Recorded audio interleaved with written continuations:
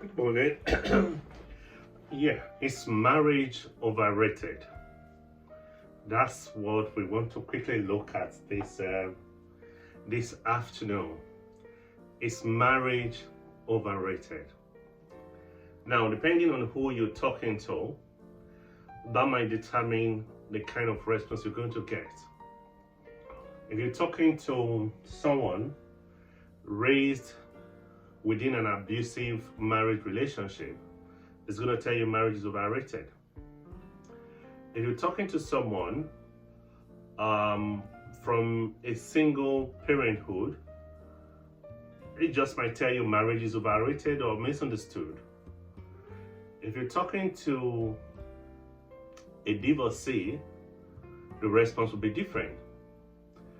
If you're talking to someone whose heart has been broken within marriage, or someone who misunderstood marriage or had marriage expectations unmet, you're going to get different response entirely as to whether marriage is overrated. Again, if your definition or your understanding of marriage is coming from the cinema, coming from movies, Hollywood, and social media, your understanding of marriage is certainly going to be different. But the question really, therefore, is marriage truly overrated? Now, maybe we should first of all try to understand what does it really mean when people say, or people are asking whether marriage is overrated. They are saying, in my understanding, remember in this our corner, Real Men Talking, it is just you and I talking, exploring, engaging, having a conversation. So there's no expert here. You sharing your opinion, I'm sharing my opinion. And actually, during the weekend, I was talking to a younger man. He's been married 10 years, which is very, very impressive. He survived the first 3 years, survived the first 5 years. And I said to him, can you share with me what is your marriage dilemma question? And he said, well, he's not quite sure, but he keeps wondering, is marriage overrated? Again, if you're asking, is marriage overrated? It also depends on a lot of things. So maybe let's even look at what does it mean when people say marriage is overrated. In my understanding, I'm from talking to people on the street, what they are saying is, maybe is there too much importance laid on marriage? Do we make marriage look so important? So much so that some people now put too much in, you have good enough quantity, you have less quantity or less priority or less of something, then you have enough of something, you have too much of something. So in some sense, too much of something might be as good as too less of something. But usually when people use too much of something, is trying to measure the grade or measure the level of goodness, or permit me to use a word that's probably not in the dictionary, badness of a thing. So is marriage giving too much priority or giving too much respect? Is marriage really worth it? Maybe that probably is another word or another statement that we could use. Instead of saying, is marriage overrated? Maybe the flip question could mean, or could be, is marriage really that worth it? Now again, if you grew up in a family where there is a healthy marriage relationship, where there is they have argument, there's no marriage whatsoever that doesn't have an argument. In short, the first person that I spoke with who referred me, and he said to me, oh, you mean you went through that season in your life? Did you speak with a counselor? Did you speak with someone? Did anybody work with you? I was like, no. He said, oh no, you need to speak with a professional.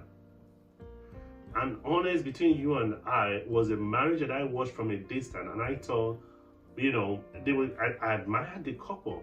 But he said, well, in the different seasons of their life, they've had to, seek help and speak with people. So without digressing, the question is marriage really worth it? Because if you go on the social media today, marriage is now bastardized in so many ways, because those who are having bad experiences or sharing their bad experiences seem to be more. They are shouting so loud that if you're not yet married, you're kind of scared.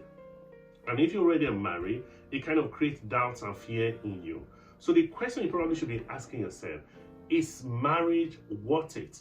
Is marriage worth it? Now, I'll probably say quickly, because today is going to be a short video. I'm finding that the videos I've done, they're too large for Instagram. So please visit our YouTube channel, Real Men Talking 1. You will see us there, or Real Men Talking, you will see us there. We have a few videos, I think I uploaded about 2 or 3 this morning. So just, check us out there. So I'm going to try and make this one as short as possible. Is marriage worth it? I will tell you, for me as a person, marriage is worth it. And marriage is not overrated.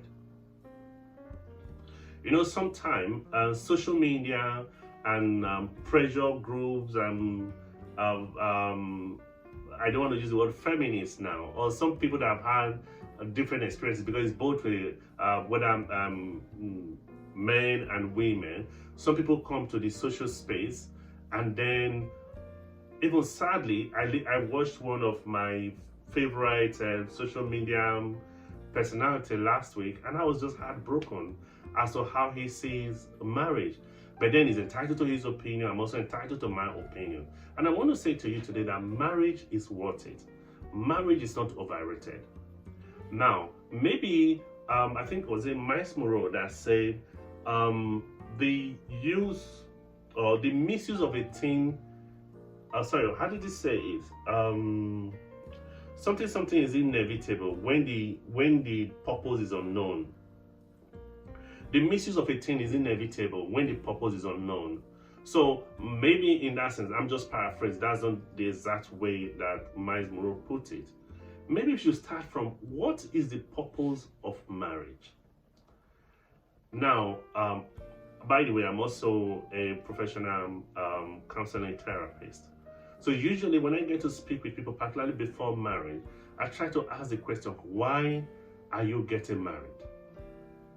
Again, I think a couple of, I've done an episode where I talked about the movie by Tyler Perry, Why Did I Get Married? I think you should, before you get married, I think you should really watch that movie. And maybe to quickly put it out there, according to one Dr. Shara used to say, let me put it out there quickly, or something like that. There is nothing wrong with marriage itself. The institution of marriage is good, is perfect, it is beautiful. It is the practitioners of marriage, including me, that get things wrong on the rules of engagement within marriage. But again, mind you, we get the rules of engagement of marriage wrong because, one, a lot of us do not know the purpose of marriage. Two, a lot of us do not completely process why we want to get married. Three, when we have processed why we want to get married, when we know the rules of engagement of marriage, a lot of the times we go into a marriage and we want to change those rules in the middle of play, either due to the change in seasons of our lives. Sometimes you will be surprised how much the news of your friend's marriage coming to an end, how much it affects you. You'll be surprised how much every time you go on social media and you hear a couple that probably you were envying or you were looking up to from a distance, their marriage has crashed. You'll be surprised how much when you hear of maybe some infidelity cases of people of high repute supposedly, and you hear of different kind of things. You'll be surprised how much those things influences how you think, what you say, and how you project those things on your marriage. You'll be surprised how much when you go out and you meet someone that has been divorced or someone who is going through a very terrible season in their marriage, how much it affects you, and you come home and you begin to suspect someone, maybe your partner, who is just doing her best or just doing his best within the marriage. So sometimes these things, they seem to influence and alter how we see marriage and how we do marriage. So I think first of all is to understand the meaning or the reason or the purpose of marriage. Now, I always say, I'm a believer, I'm a Christian, and I have no apology for that. That's who I am. That's who I've always been. Some people may say, oh, it's because your parents were. Maybe yes, but that's this lifestyle that I know, or the lifestyle that I strive for. So because of that, we'll look at it from what is the origin of marriage. A lot of the time, if you look at it, the story of creation, beside the science story of creation, science story of creation has its own flaws. So, but I'm not here to debate that, not by any chance. But mostly, the story of creation dates back to Genesis. And in that story of creation, the Bible says that God made everything. Everything was beautiful. He made the living things that live in the water, that live above the air, or live above the ground, things on the ground and everything. There was none like him, and he made man. When he was done making man, he said, oh, it is not good that man should be alone.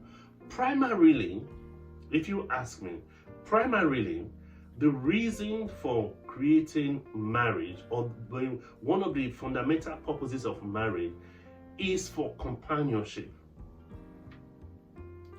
Of course, the story of creation did talk about, telling man to dominate over the things of the earth and all that and all that and all that. But let's just focus on marriage. What is the purpose of marriage? There's nothing wrong with marriage at all. I've made mistakes myself. I've gotten things wrong myself. But there is nothing wrong with marriage itself. So first of all, today, we'll just stop here at the purpose of marriage. The fundamental purpose of marriage is for companionship. Now, things start getting wonky and start getting difficult when you now bring someone who was born bred in London and bring someone who was born bred in America, and you bring the two of them together for that companionship in the name of marriage. That is where the drama and challenges of marriage starts. Now, maybe to portray the fact of the value of companionship, again, there's this saying. The Bible also says that when one sleeps alone, he experiences cold. But when there is a partner or a companion, there is heat transfer from both bodies. That's one advantage. And then there's this other one that says, one will chase 1,000, two will chase 2,000. Sorry, two will chase 10,000. Whereas the original arithmetic would have probably been, if one chases 1,000, that means two will chase 2,000. But no, that's not the correct arithmetic. So now, that simple is not good for man to be alone. It's beginning to multiply. And if you read it further, then it talks about multiplying, which is now procreation, giving birth. So that's another reason for getting married. Then, of course, there's this other one that says if one person walks alone, he can fall, he will struggle. But if he walks with someone, if one falls, the other person helps to lift him up. So marriage has not stopped being important. But maybe the types of marriage, the reason for getting married, whether you understand this primary purpose, whether you understand companionship and what it might take for my companionship with you to work more smoothly than my companionship with Jane. I think that process of choosing and then eventually trying to come together, when it says two shall become one, the process of trying to become one, are we willing? Which one do we rate more?